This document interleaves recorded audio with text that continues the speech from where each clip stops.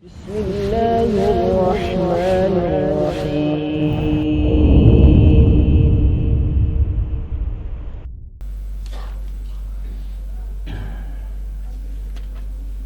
Assalamualaikum warahmatullahi wabarakatuh. Bismillahirrahmanirrahim. Alhamdulillahi rabbil alamin. Wassalatu wassalamu ala sayyidil anbiya'i wal mursalin Nabiyina Muhammadin wa ala alihi wa sahbihi wa man tabi'a hudahu ila yaumiddin. Ya ayyuhalladzina amanu taqullaha haqqa tuqatih wa la tamutunna illa wa antum muslimun.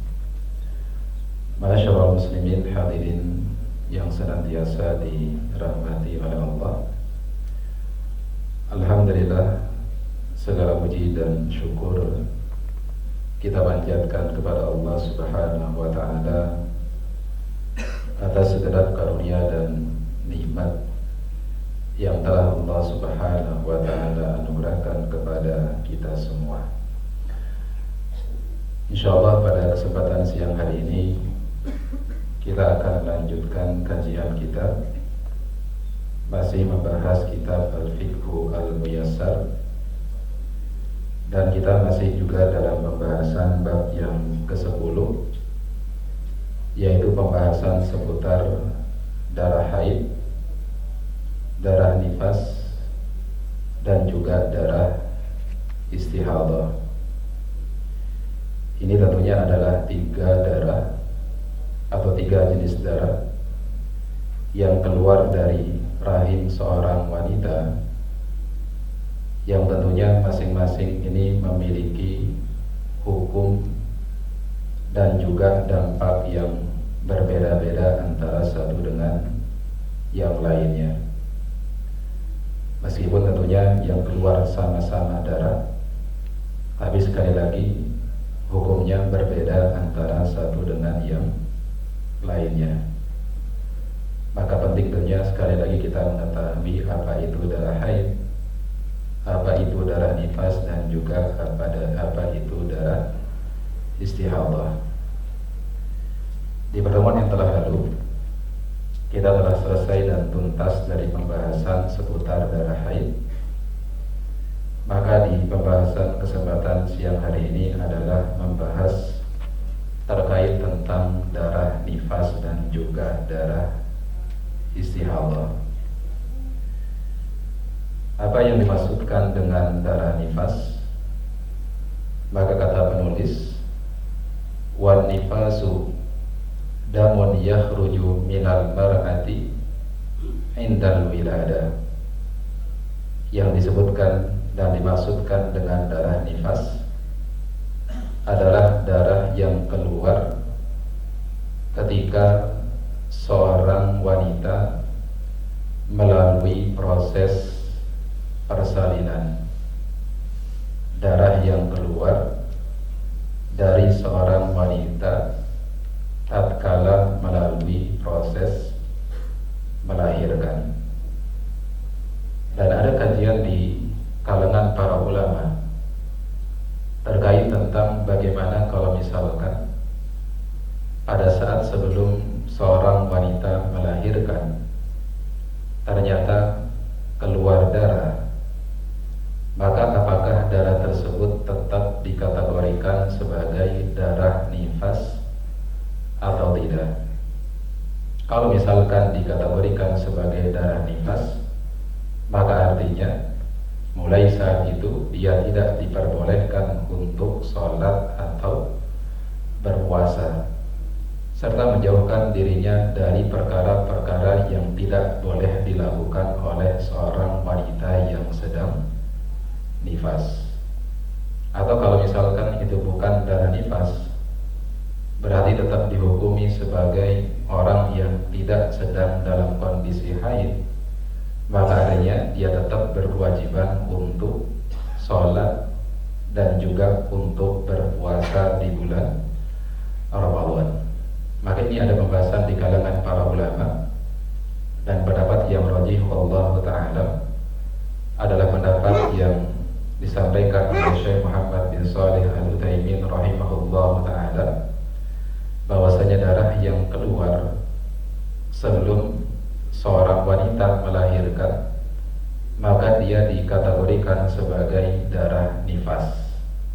tapi dengan dua syarat dan ketentuan. Syarat yang pertama, bahwasanya yang keluar tersebut adalah darah, bukan yang lainnya, bukan cairan-cairan. Selama yang keluar itu adalah darah, maka dihukumi sebagai darah nifas. Maka ini artinya kalau misalkan seseorang yang akan melahirkan tidak mengeluarkan darah tapi pecah ketubannya, maka pecah ketuban tersebut bukan termasuk darah nifas. Ya, bukan termasuk darah nifas. Kemudian syarat yang kedua, ketentuan yang kedua adalah darah tersebut keluar ketika seorang wanita berada di fase pembukaan, atau dalam istilah yang lainnya namanya apa? Pembukaan kontraksi, dalam proses kontraksi. Artinya kalau kemudian yang keluar itu darah, tapi ternyata darah ini keluar tidak di dalam proses kontraksi, belum mengalami pembukaan, maka darah tersebut tidak dikategorikan darah nifas, sehingga tetap wajib bagi seorang wanita untuk melaksanakan ibadah sholat. Nah, jadi ini pembahasan tersendiri yang disampaikan oleh para ulama. Kemudian pembahasan yang berikutnya yang disampaikan oleh penulis terkait tentang batasan waktu atau masa di mana seseorang wanita mengalami nifas. Adakah waktu minimalnya? Sebagaimana ada waktu minimal bagi seorang wanita mengalami haid, yaitu sehari semalam, dan apakah juga ada batasan maksimumnya? Maka ini disampaikan oleh penulis, kata beliau, la hadda li aqallin nifas li'annahu lam yarid fihi tahdidun faraja fihi ilal wujudi wa qad wajada qalilan wa katsiran. Adapun batasan minimal seorang wanita mengalami nifas, maka tidak ada batasan minimumnya. Selama seorang wanita setelah dia melahirkan mendapati darahnya masih keluar, baik darahnya yang keluar tersebut banyak atau sedikit, maka dia dihukumi masih dalam keadaan nifas. Tapi kalau misalkan baru 2, 3, 4, 5 hari ternyata darahnya berhenti keluar, maka artinya dia tidak lagi dalam kondisi nifas, dia sudah dalam kondisi suci. Adapun batasan maksimalnya, kata penulis, wa aktaruhu arba'una yauman. Adapun batas maksimum seorang wanita menjalani proses nifas, darah keluar darah nifas adalah minimum maksimumnya selama 40 hari. Maksimumnya adalah 40 hari. Artinya kalau misalkan ada seorang wanita yang setelah melahirkan ternyata darah masih keluar di hari yang ke-41, 42, bahkan sampai di hari yang ke-50, maka mulai dari hari yang ke-41 sampai dengan 50 tidak dianggap sebagai darah nifas, tapi dianggap sebagai darah istihadah. Dianggap sebagai darah istihadah. Begitu pula kalau ada seorang wanita yang ternyata darah nifasnya berhenti di hari yang ke-30, hari 31, 32, 33 dan seterusnya tidak lagi keluar darahnya, maka di hari yang ke-31 dia dianggap telah suci, sehingga dia berkewajiban untuk mandi, lalu kemudian setelahnya melaksanakan ibadah sholat. Berkata Al-Imam At-Tirmidzi rahimahullahu ta'ala, ajma'a ahlul ilmi min ashabin Nabi sallallahu alaihi wasallam wa man ba'dahum ala anna nufasa'a tada'us salata arba'ina yauman illa antara tuhra qabla dhalik.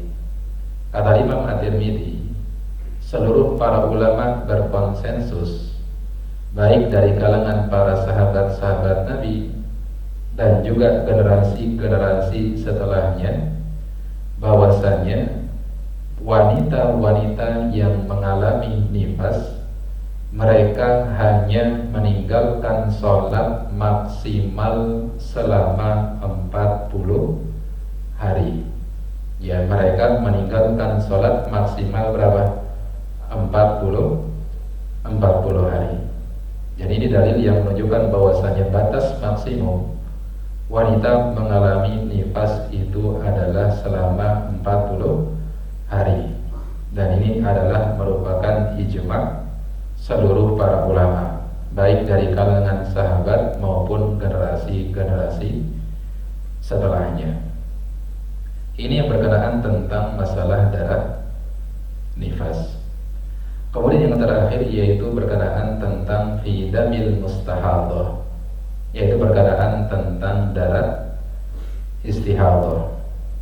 Dan tentunya kalau kita mau membagi wanita berdasarkan kepada darah haid dan istihadah, maka tentunya terbagi menjadi dua. Yang pertama adalah wanita yang normal, yang mana ya, yang dimaksudkan dengan wanita yang normal di sini adalah ada waktu-waktu dan masa di mana darah haidnya berhenti. Ya, darah haidnya berhenti. Maka wanita-wanita yang seperti ini, yang kondisinya adalah kondisi normal, maka berlaku kaidah setiap darah yang keluar itu dihukumi sebagai darah haid. Setiap darah yang keluar dihukumi sebagai darah haid, kecuali kalau misalkan ternyata darah ini keluar terus-menerus dan melebihi batas maksimum bagi seorang wanita untuk keluar darah haidnya. Itu berapa kemarin kita sampaikan? Yaitu 15 hari. Kalau misalkan seorang wanita mengalami haid, meskipun mungkin ya siklusnya bergeser, tadinya mungkin biasanya ya 7 hari atau 6 hari, tapi karena mengkonsumsi obat-obatan tertentu atau kemudian melakukan KB yang membuat siklus haidnya jadi berubah, ternyata yang biasanya 6 sampai 7 hari, ternyata di hari 8-nya masih keluar, hari 9-nya masih keluar, hari 10-nya masih keluar, hari 11-nya masih keluar, maka sampai di hari yang 11 tersebut tetap dihukumi darah apa? Darah haid. Karena sekali lagi kaidahnya tadi, hukum asal dari darah yang keluar dari seorang wanita dihukumi sebagai darah haid. Maksimum berapa? Maksimum 15 hari. Kalau toh ternyata misalkan ya haidnya terus berlangsung sampai hari 16 dan 17, maka di hari 16 dan 17 tersebut tidak dihukumi darah haid, tapi dihukumi sebagai darah apa? Darah istihadah. Ini kalau kondisi wanita apa? Wanitanya normal. Tapi ada sebagian wanita yang haidnya tidak normal. Maksudnya adalah seorang wanita yang terus-menerus keluar darah haidnya dan tidak berhenti-henti, terus keluar, bahkan ada yang sampai berbulan-bulan, bahkan ada yang sampai bertahun-tahun. Maka yang seperti inilah yang disebut dengan al-mustahadah, yaitu wanita yang mengalami istihadah. Maka bagaimana cara seorang wanita yang punya kebiasaan di luar kenormalan wanita-wanita yang lainnya untuk menghukumi ini darah haid dan ini darah istihadah. Inilah yang nanti akan dijelaskan oleh penulis. Kata penulis, beliau lebih dulu menyampaikan terkait tentang apa yang dimaksudkan dengan darah istihadah. Kata beliau, al-istihadatu sailanud dami fi ghairi waqtihi ala sabilin nazifi min irkin yusammal adil.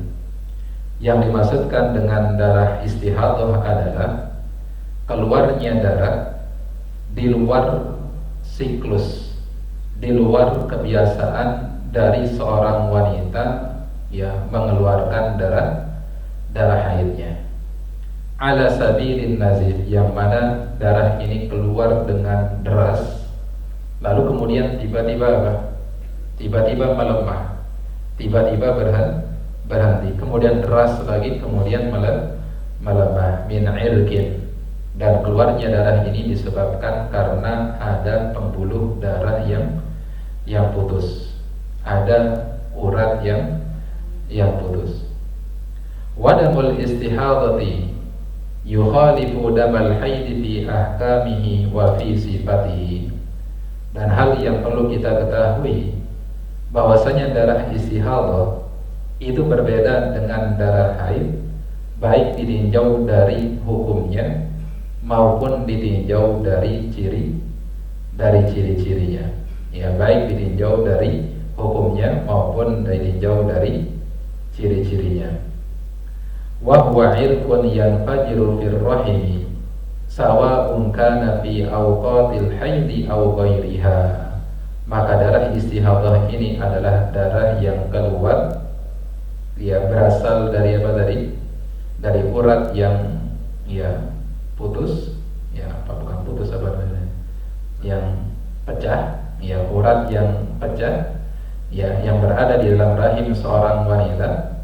Baik itu bisa terjadi di saat seorang wanita sedang mengalami haid atau di saat wanita tidak mengalami haid.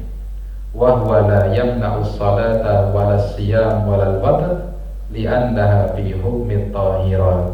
Maka orang atau seorang wanita yang keluar darah istihadah secara hukumnya berbeda dengan wanita yang haid, di mana wanita yang keluar darah istihadah tetap berkewajiban untuk salat, tetap berkewajiban untuk berpuasa di bulan Ramadan, dan dibolehkan untuk melakukan hubungan suami istri dengan suaminya, li'annaha fi hukmi tahirat. Karena wanita yang mengeluarkan darah istihadah, dia dihukumi dalam kondisi suci. Dia dihukumi dalam kondisi suci. Fayajibu 'alaiha an taghtasila 'inda nihayati haidatiha al-mu'tabarah.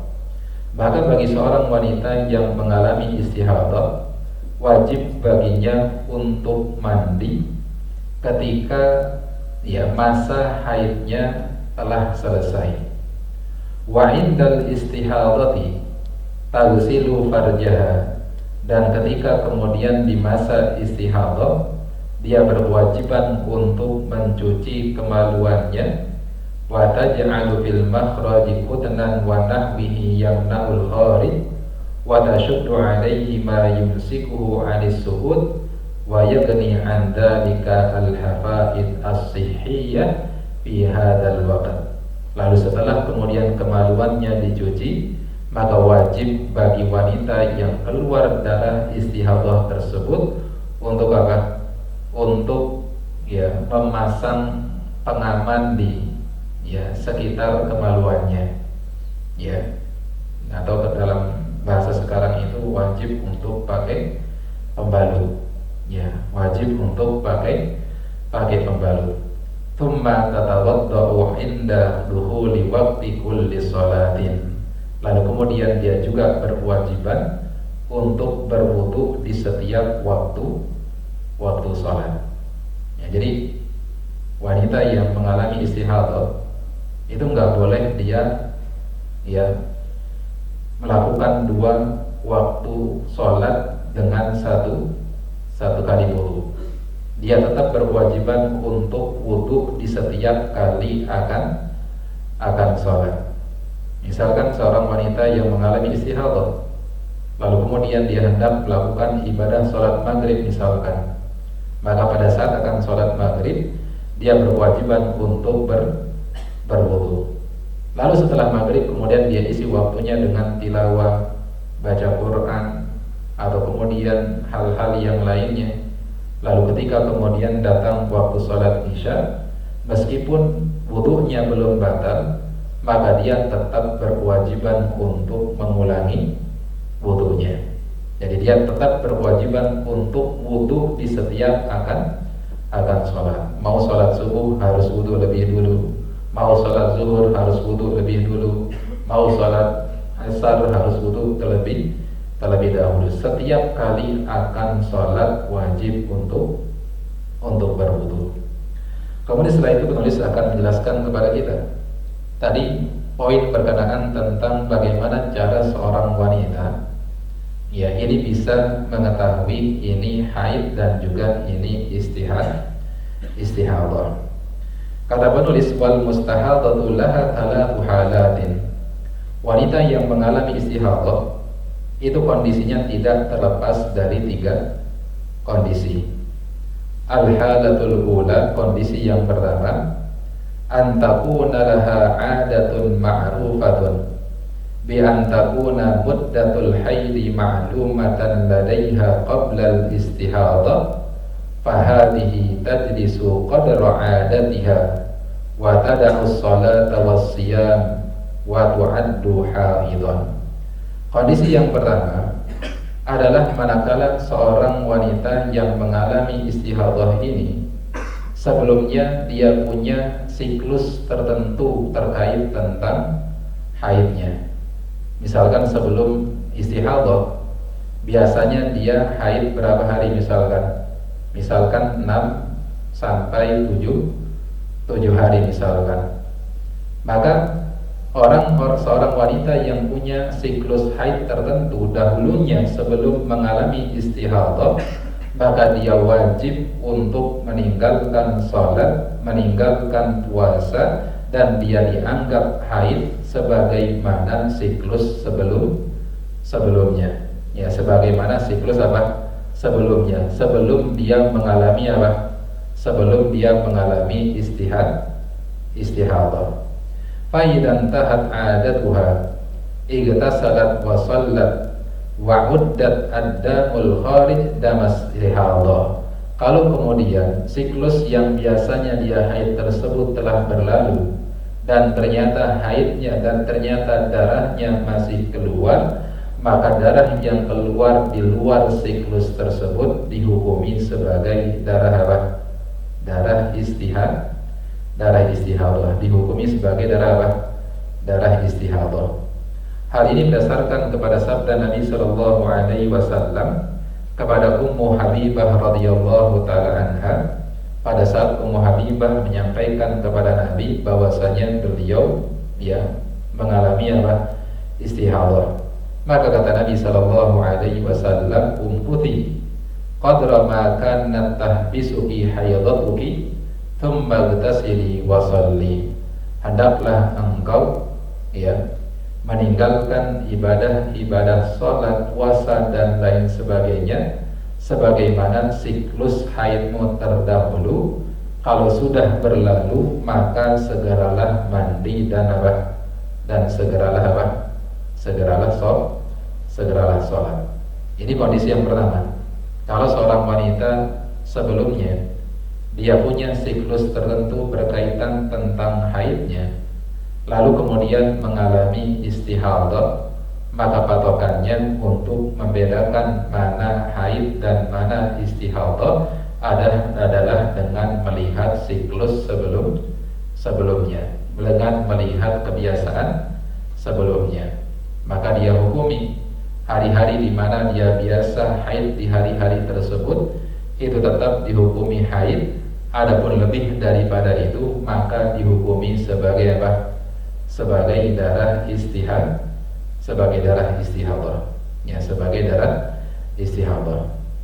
Kemudian al-halatu tsaniyah, kondisi yang kedua, kata penulis, idza lam takun laha adatun ma'rufah lakin damuha mutamayyizun ba'duha yahmilu sifatil haidi bi an yakuna aswad aw takhinan aw lahu raihah wal baqi yahmilu sifatal istihadah dama ahmarin laysa lahu raihah fa fi hadhil halah turaddu ilal amali bitamyiz.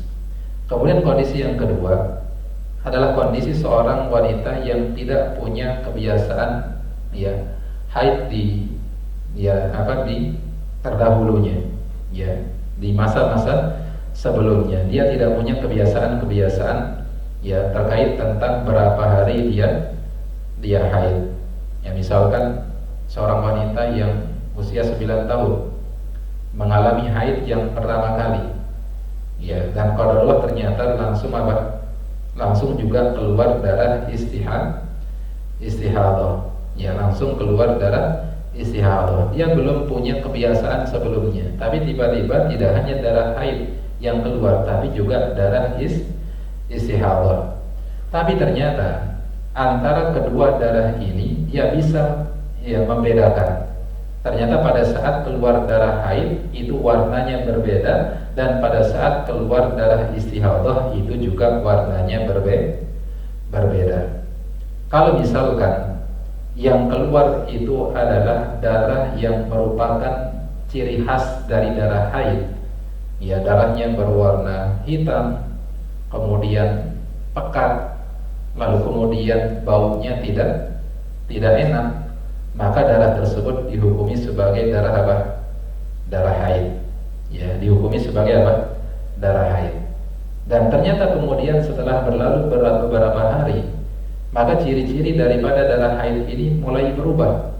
Yang tadinya bau ternyata enggak bau. Kemudian yang keluar bukan darah hitam tapi darah merah segar.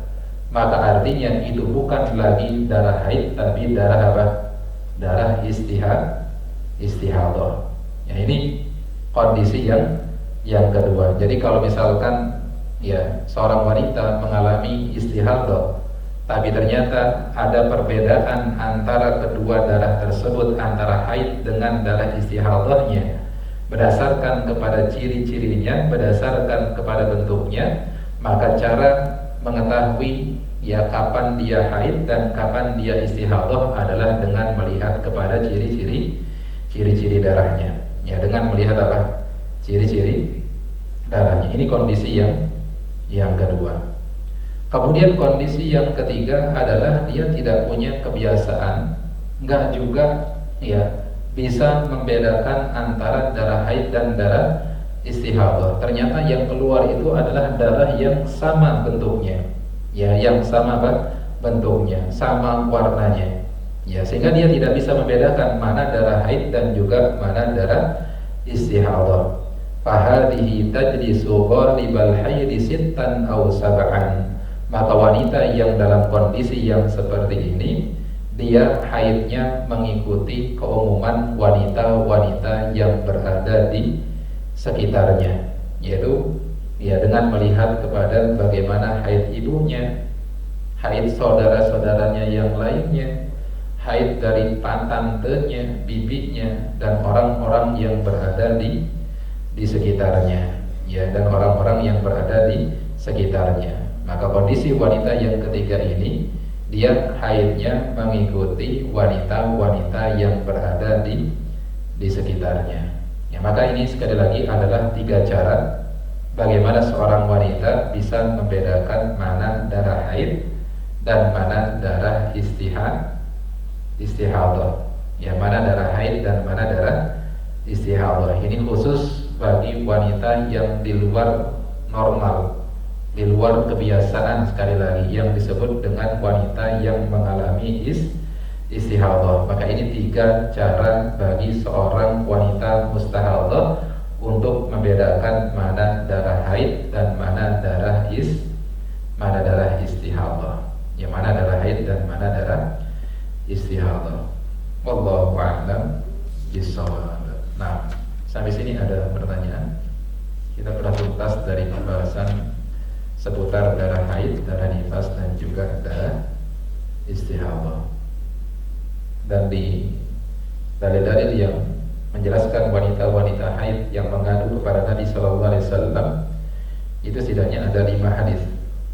Dan di antara 5 hadis tersebut, ya beberapa di antaranya diriwayatkan oleh ya putri-putri dari Jahsh. Ya, putri-putri dari Jahsh. Ya, seperti misalkan ada namanya Hamnah bintu Jahsh radhiyallahu taala anha. Kemudian juga ya Ummu Habibah bintu Jahsh, ya Zainab bintu Jahsh, ya istri Nabi sallallahu alaihi wasallam. Yang sampai-sampai di sebagian riwayat dari kalangan para ulama, hampir seluruh putri-putri dari Jahsh ini mengalami istihadah. Ya, mengalami apa? Istihadah. Ya, mengalami istihadah. Nah,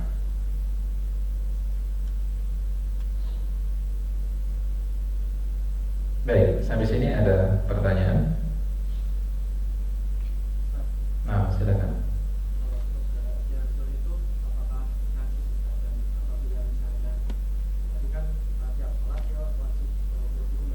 Iya.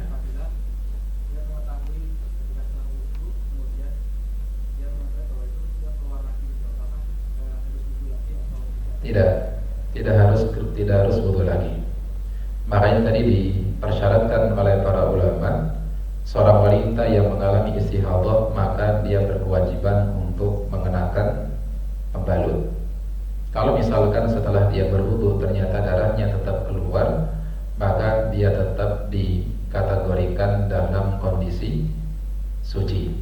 Ya, tetap dikategorikan dalam kondisi suci meskipun setelah berwudu, meskipun pada saat dia sholat darahnya terus keluar.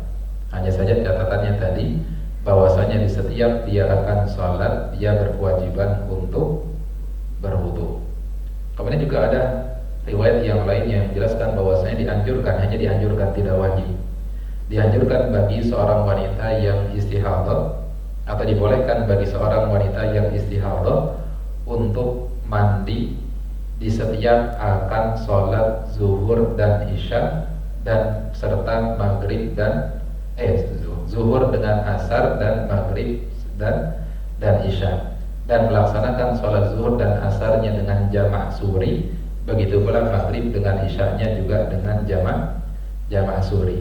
Jamak suri itu ya jamak yang kelihatannya dijamak padahal bukan jamak kamuflase, yaitu ketika seorang yang istihadah mengakhirkan pelaksanaan sholat zuhurnya mendekati sholat asar, maka begitu dia selesai sholat zuhur kemudian dia langsung sholat asar. Begitu pula dengan maghrib dan isyanya. Ini ada riwayat yang menyebutkan hal tersebut, dan itu juga dibolehkan untuk dilakukan oleh seorang wanita yang mengalami istihadah.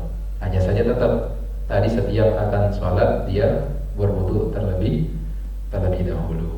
Dan ini tentunya adalah sebuah keringanan ya bagi seorang wanita. Wallahu a'lam. Nah,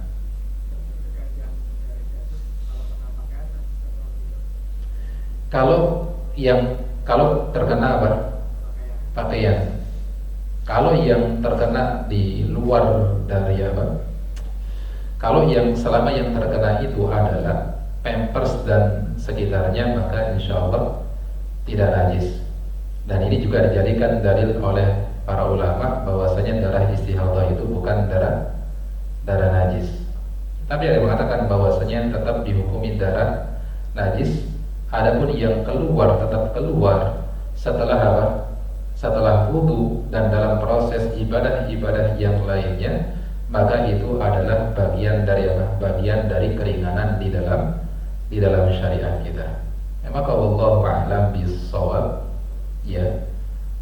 Wallahu a'lam bis-shawab, maka darah istihadah itu berbeda hukumnya sebagaimana darah haid. Kalau darah haid dihukumi najis atau tidak? Dihukumi najis.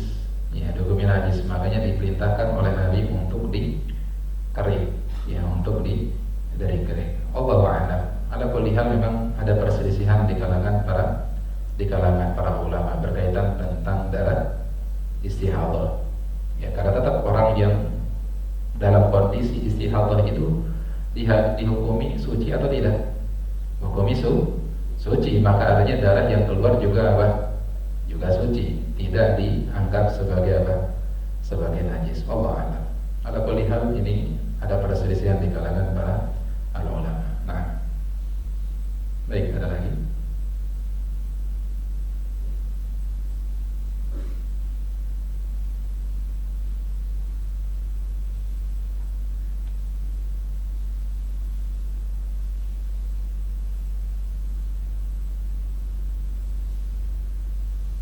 Ya, baik. Kalau tidak ada pertanyaan, dan tadi kita tegaskan bahwasanya wanita yang sedang dalam kondisi mustahadah statusnya adalah sama seperti orang yang suci. Ya, sama seperti orang yang suci, sehingga dia tetap berkewajiban untuk sholat, berkewajiban untuk puasa di bulan Ramadan, dan diperbolehkan untuk melakukan hubungan suami istri. Ya, diperbolehkan untuk melakukan hubungan suami istri. Hanya saja catatannya, di setiap kali dia akan sholat maka dia wajib untuk berwudu, lalu kemudian memakai apa? Memakai pampers. Wallahu ta'ala a'lam bissawab. Ini yang bisa disampaikan, semoga bermanfaat. Subhanakallahumma wa bihamdika asyhadu an la ilaha illa anta astaghfiruka wa atubu ilaik. Wa sallallahu ala nabiyyina Muhammadin wa ala alihi wa sahbihi wa sallam. Walhamdulillahi rabbil alamin. Assalamualaikum warahmatullahi wabarakatuh.